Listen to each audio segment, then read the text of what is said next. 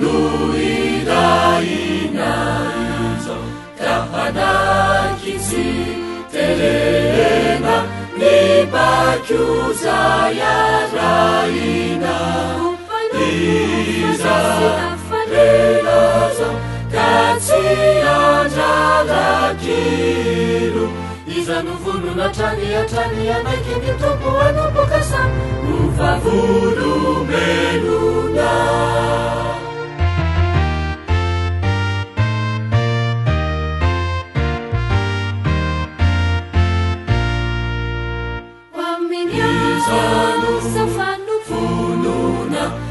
mba mila tambiniako hoaminy fampandrosoana ny tany tena maminy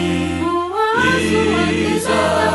telaza no itarikanawe niaiko ny saiko no ampiasaiko tsy aterika lera ho anaty koa